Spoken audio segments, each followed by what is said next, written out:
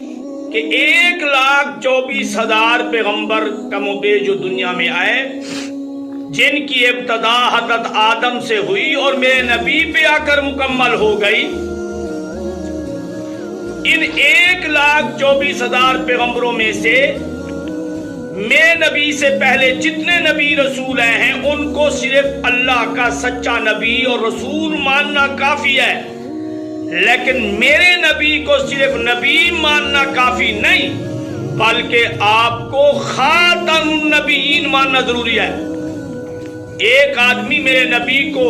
نبی مانتا ہے، رسول مانتا ہے، رسولوں کا سردار مانتا ہے، پوری مخلوق میں اعلیٰ اولا مانتا ہے، اللہ کا حبیب مانتا ہے، یہ ساری چیزیں مانتا ہے، لیکن میرے نبی کی ختم نبوت کا منکر ہے، کسی اور نبی کے نبوت کا قائل ہے میرے نبی کے بعد، تو یہ آدمی مسلمان نہیں ہے۔ وہ چاہے اللہ کی توحید کو مانتا ہے، چاہے میرے نبی کو نبی مانتا ہے، رسول مانتا ہے، سید الاولین والآخرین مانتا ہے، لیکن ختم نبوت کا منکر ہے۔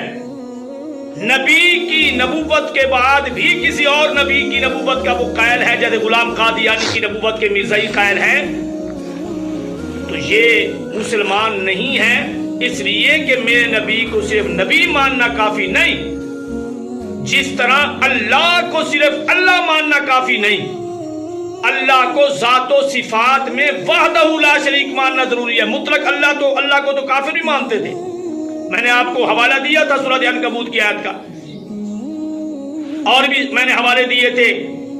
ان سے جب پوچھا جاتا ہے تمہیں آسمان و زمین سے روزی کون دیتا ہے، سورۃ یونس آیت نمبر 31 میں، تو یہ کہتے ہیں قل اللہ، اللہ دیتا ہے، تو اللہ کو مانتے تھے نا، تو پھر بھی وہ مشرک تھے، کیونکہ وہ اللہ کو ذات و صفات میں وحدہ لا شریک نہیں مانتے تھے۔ اسی طرح کوئی نبی میرے نبی کو مانتا ہے لیکن خاتم النبیین نہیں مانتا، ختم نبوت کا منکر ہے، تو اس کا صرف نبی ماننا اس کی ہدایت کے لیے کافی نہیں ہے، جب تک کہ میرے نبی کو خاتم النبیین نہ مانے۔ بس